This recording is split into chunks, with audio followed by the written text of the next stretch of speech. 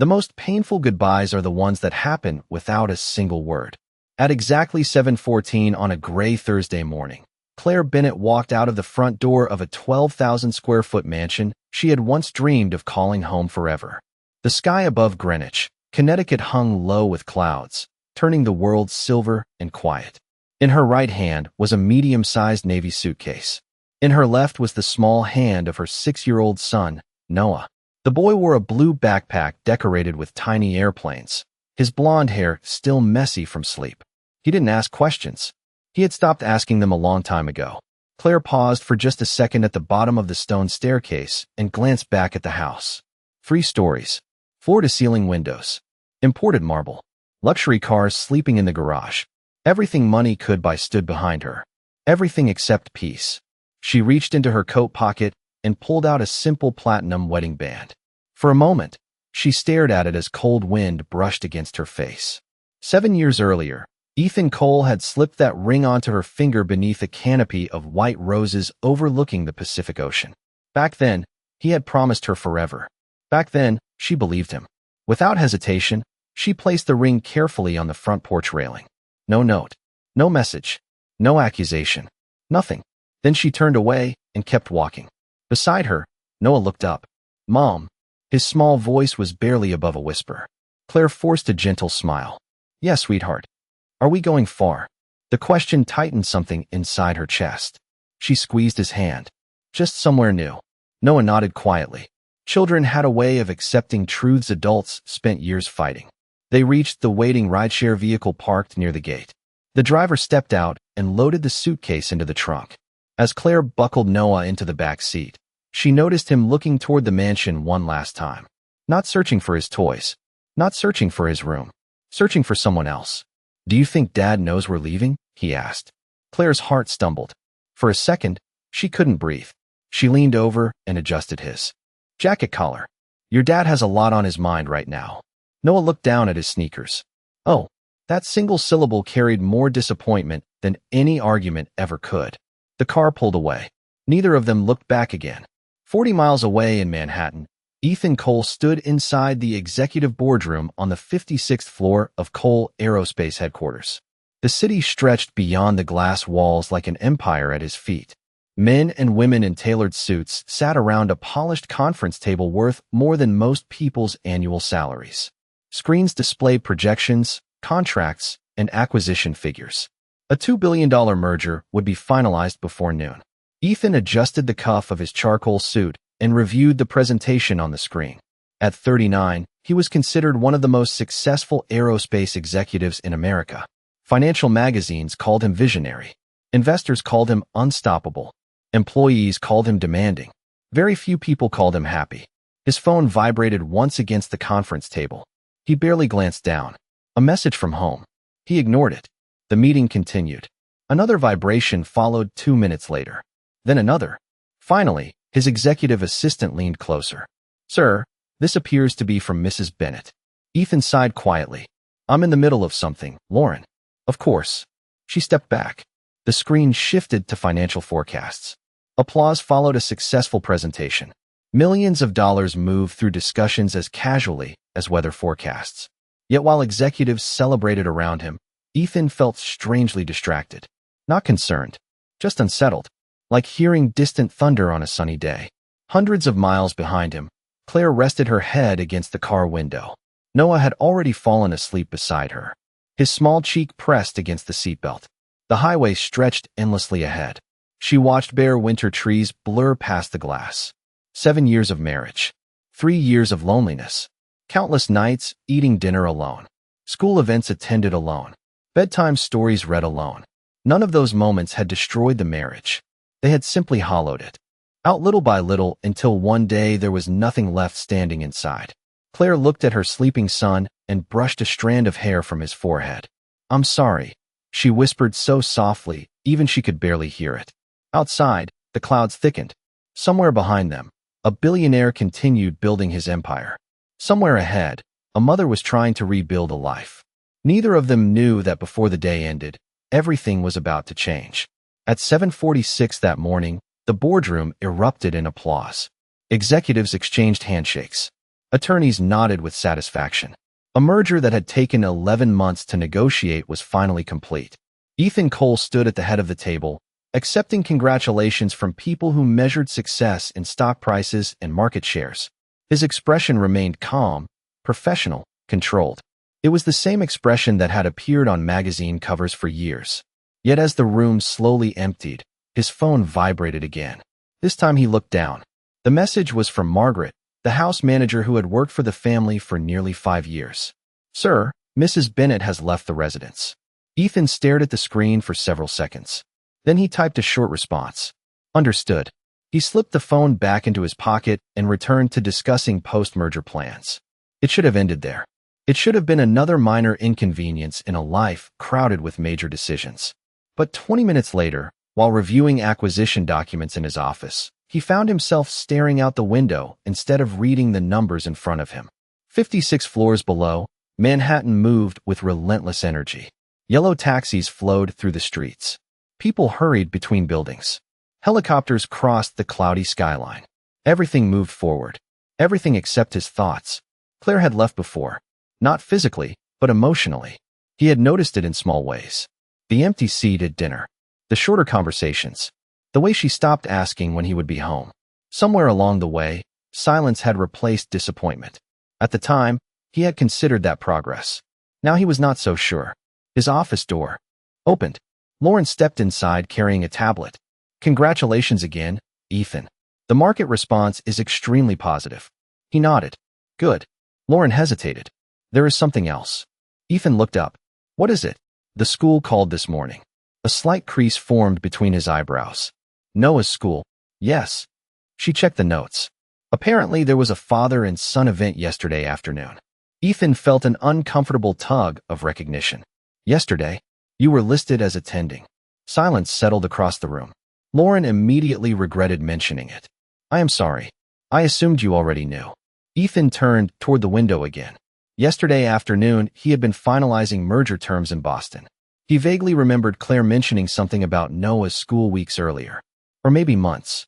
He could not remember. That realization bothered him more than it should have.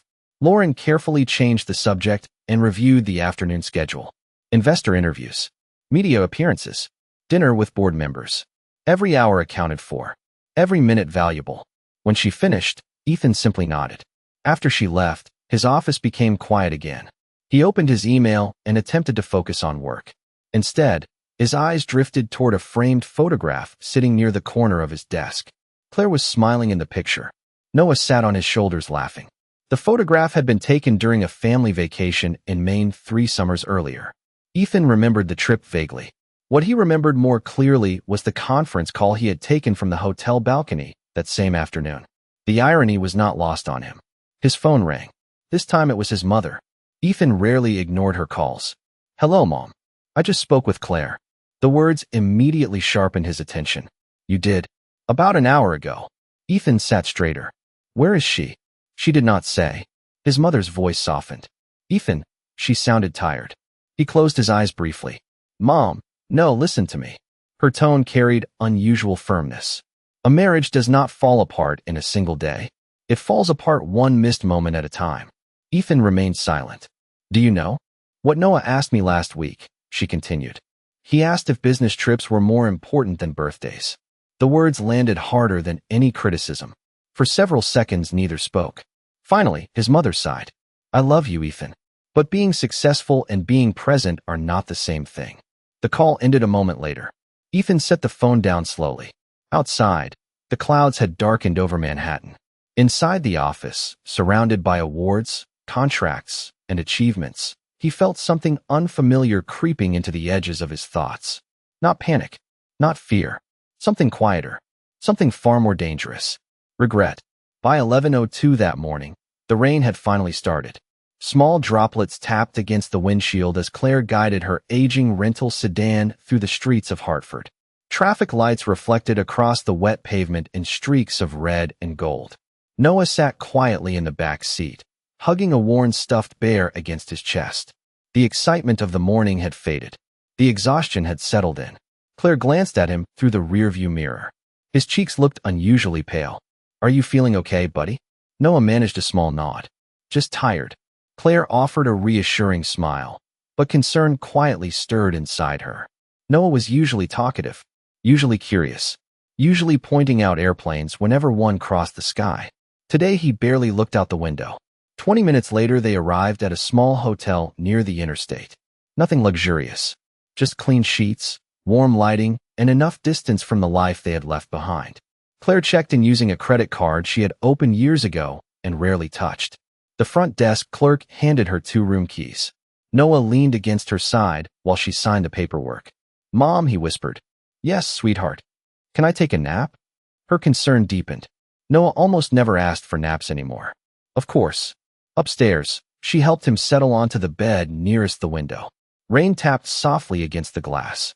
Within minutes, he had fallen asleep. Claire sat beside him and watched his chest rise and fall. For the first time all day, the silence gave her room to think. She thought about Ethan, about the years when he used to surprise her with weekend road trips and handwritten notes. Before the company expanded, before every conversation became interrupted by phone calls, before success slowly built walls around him. She wondered whether the man she married was still somewhere beneath the schedules and meetings. Then Noah shifted suddenly. A small sound escaped his lips. Claire immediately leaned forward. His forehead felt warm. Too warm. Her pulse quickened. She reached for the thermometer in her travel bag. 99 degrees. Not alarming, but higher than normal. 30 minutes later the number climbed again. Then again.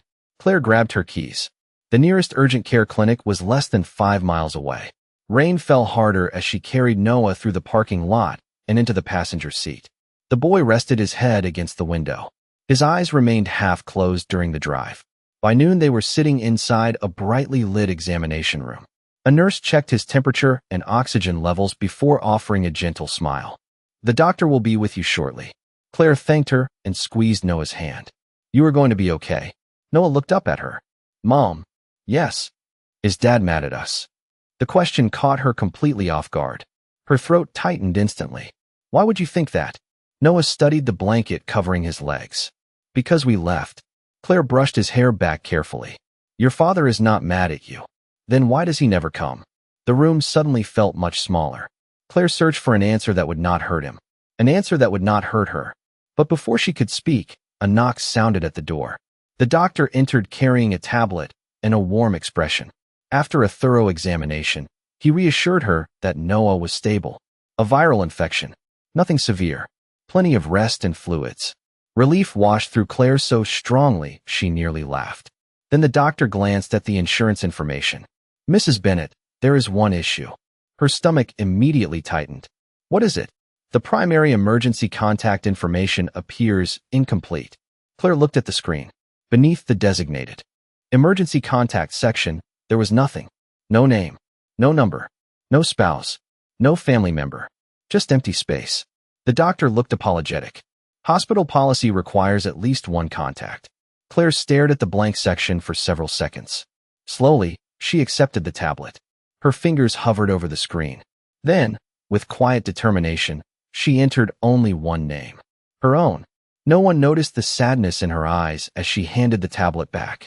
But somewhere deep inside, a chapter of her life had just closed.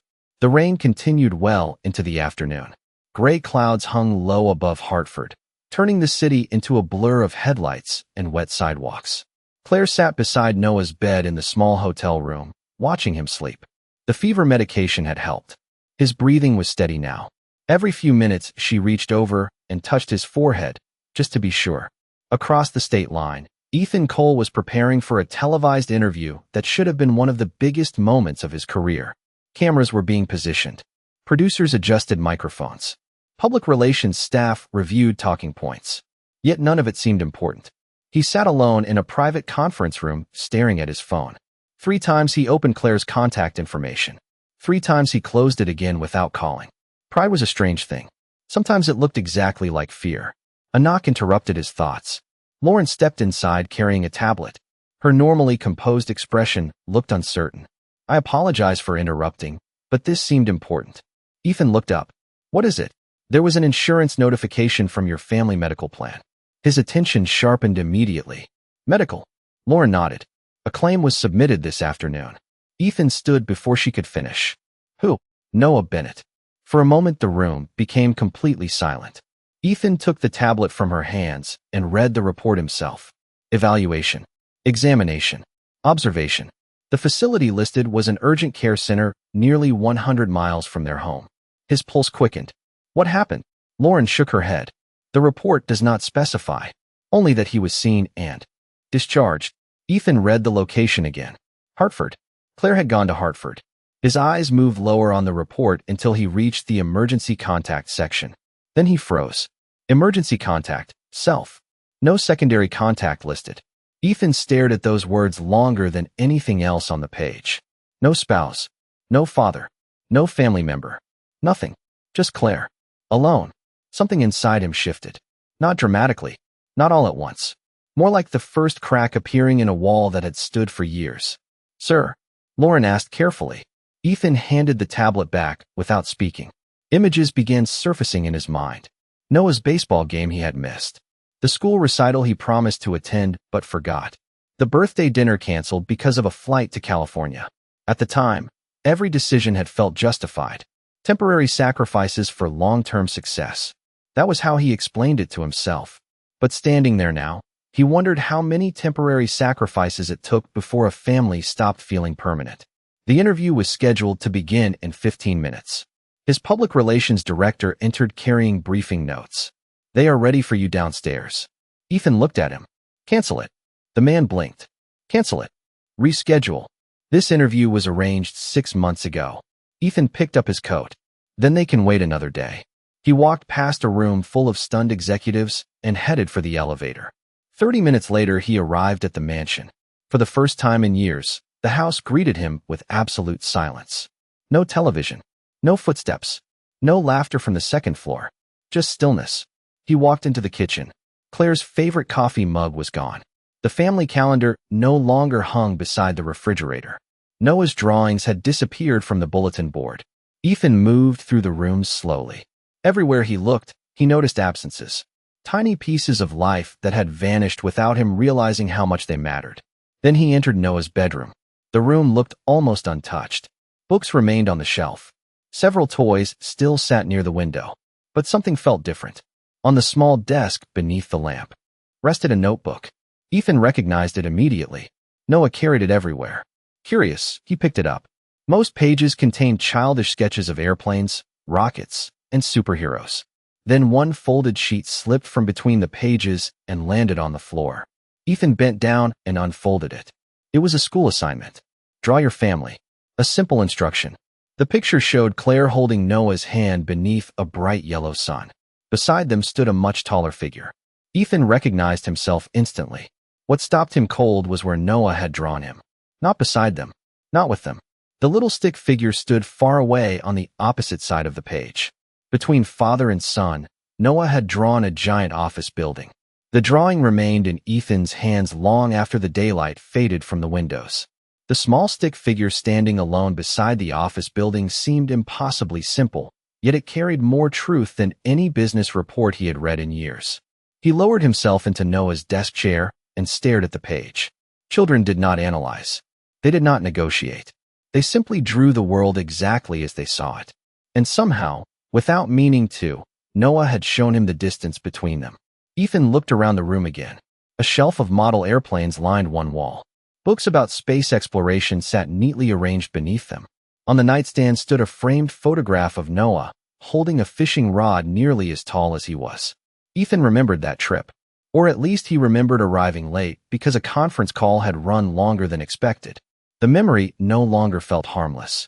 It felt expensive. Outside the bedroom, the mansion creaked softly as evening settled in. Ethan carried the drawing downstairs and entered his study. He intended to work. That was always his solution. When life became complicated, he worked harder. When emotions became uncomfortable, he buried them beneath schedules and responsibilities. But tonight the strategy failed. Every spreadsheet blurred together. Every email seemed meaningless. At 7 o'clock, Margaret knocked gently on the open door. Sir? Ethan looked up. Yes. She hesitated. There is something Mrs. Bennett asked me to give you if she ever left. Ethan immediately straightened. Margaret stepped forward carrying a large manila envelope. It looked ordinary, unremarkable, yet something about it made his pulse quicken. When did she leave this? He asked. About 3 months ago. Ethan stared at her. 3 months. Margaret nodded sadly. She said you were busy. She did not want to disturb you unless the day ever came. The words landed heavily. 3 months. Claire had been preparing herself for this moment, while he remained completely unaware. After Margaret left, Ethan sat alone with the envelope resting on his desk. For several minutes, he simply looked at it. Then he carefully opened the seal. Inside was a stack of papers tied together with a blue ribbon. At first, he thought they were letters from Claire. He was wrong. Every page was written in a child's handwriting. Some words leaned sideways. Some letters were backward. Crayon marks decorated the margins. Ethan unfolded the first page. Dear Dad, today I got an A on my science project. Mom said you would be proud. I wanted to tell you, but you were on a plane. Maybe I can tell you when you come home. Love, Noah. Ethan swallowed hard and reached for the next one. Dear Dad, I hit a double in baseball today. Coach said it was my best game. I looked for you in the stands. Maybe next time. Love, Noah. Another letter. Dear Dad, I left milk and cookies for Santa. Mom says grown-ups do not believe in Santa anymore. I hope that is not true because I want him to help you come home early. Love, Noah. Ethan stopped reading and closed his eyes. The room suddenly felt too quiet, too large, too empty. He realized there were dozens of letters. Carefully folded, carefully saved. None of them mailed. None of them delivered. Claire had kept every single one. Not because she was angry. Not because she wanted revenge. She had kept them because Noah never stopped hoping. Ethan continued reading. Birthdays. School projects. Baseball games. Lost teeth. Small victories. Small disappointments. An entire childhood preserved on paper because a little boy kept believing there would eventually be time.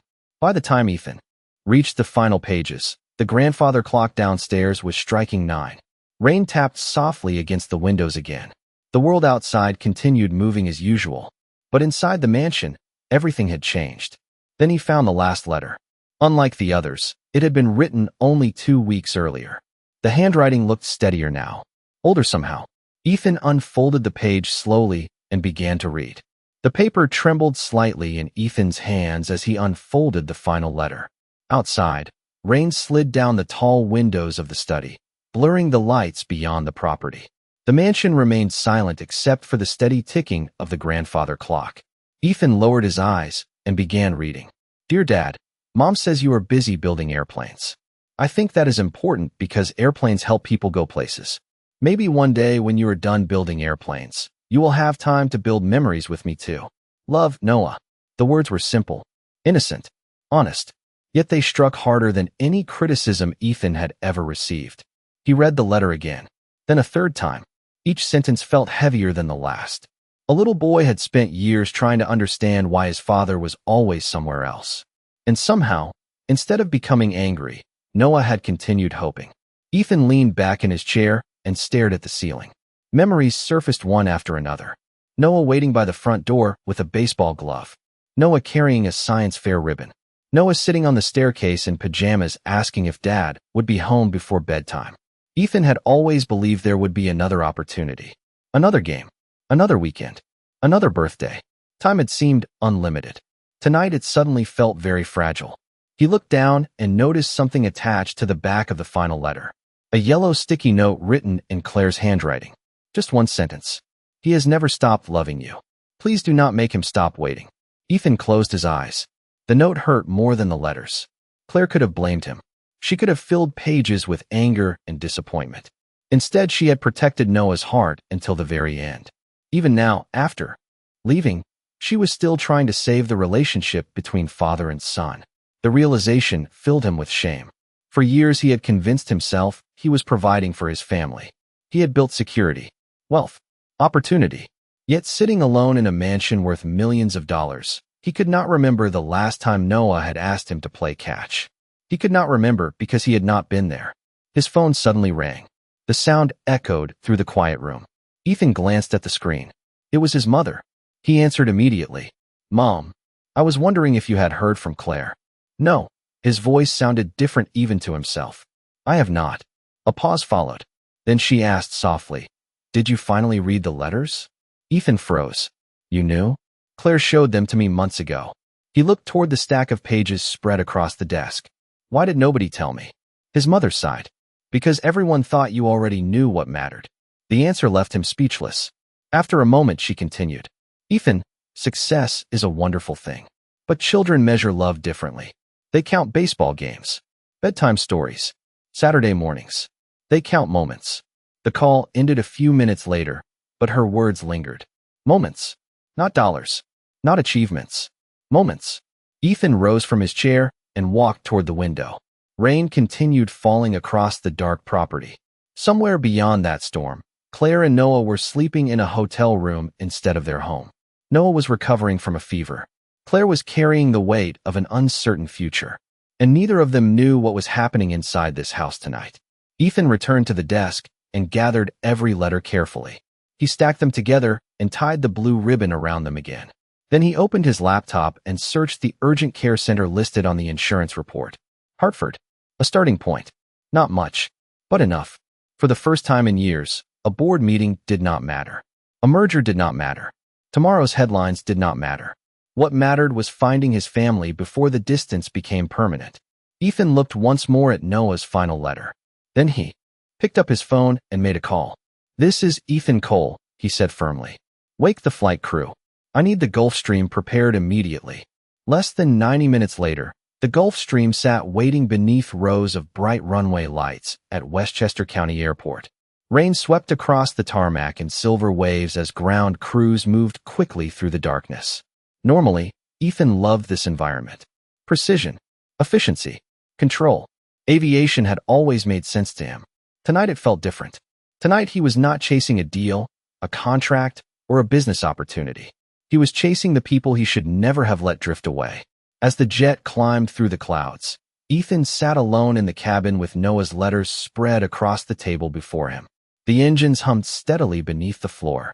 City lights disappeared below. For years he had spent hundreds of hours aboard private aircraft, treating flights as little more than moving offices. He answered emails, reviewed presentations, negotiated acquisitions.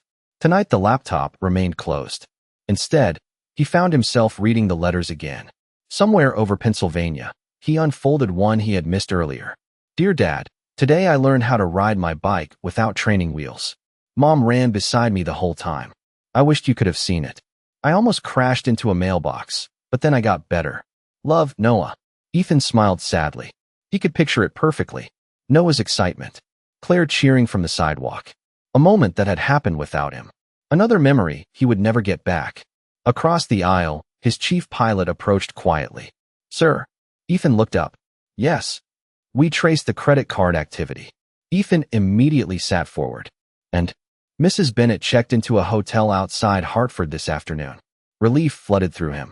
Not because he had found them. Not yet. But because for the first time since reading the insurance report, he had a direction. Do we know if they are still there? No, sir. But we have reason to believe they remained through the evening. Ethan nodded. Thank you. The pilot returned to the cockpit. Ethan stared out the window. The storm clouds had finally broken apart, revealing patches of moonlight above them. Somewhere below, highways stretched through darkness. Small towns slept quietly beneath the night sky. Claire and Noah were down there somewhere. Not in a mansion, not surrounded by luxury. Just a mother and son trying to build a future without him. The thought tightened his chest. Near midnight, the jet touched down in Connecticut. A black SUV waited beside the private terminal. Ethan climbed inside and immediately instructed the driver to head toward Hartford. The roads were nearly empty. Streetlights reflected off wet pavement as they crossed through quiet neighborhoods and business districts. During the drive, Ethan called Margaret. Has Claire contacted the house? No, sir. Anything at all? Nothing. A pause followed. Then Margaret spoke softly. May I say something? Ethan stared through the rain-speckled window. Of course. Mrs. Bennett never wanted your money. He closed his eyes briefly. I know. She only wanted you. The line went silent. Ethan thanked her and ended the call. Her words stayed with him for the rest of the drive. Just after 1 a.m, they reached the hotel. Ethan entered the lobby expecting answers. Instead, he found another lesson waiting for him. The night manager checked the records. Yes, Mr. Bennett and Mrs. Bennett stayed here. Ethan's heart lifted. Are they still checked in? The manager shook his head. No, sir. The hope disappeared as quickly as it had arrived. When did they leave? About 2 hours ago. Ethan stood frozen. 2 hours. He had been close. Closer than he had realized. Did they leave a forwarding address? No, the manager hesitated. But there was something unusual. Ethan looked up immediately. What? Your son left this behind. From beneath the desk, the manager retrieved a folded piece of paper. Ethan recognized the handwriting instantly. Noah's.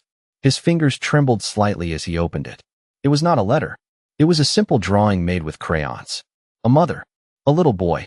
A cabin beside a lake. Mountains in the background. And written carefully across the top were 5 words. Someday I want to live here. The drawing remained in Ethan's hand for nearly a minute after the hotel manager walked away. A cabin beside a lake. Mountains rising behind it.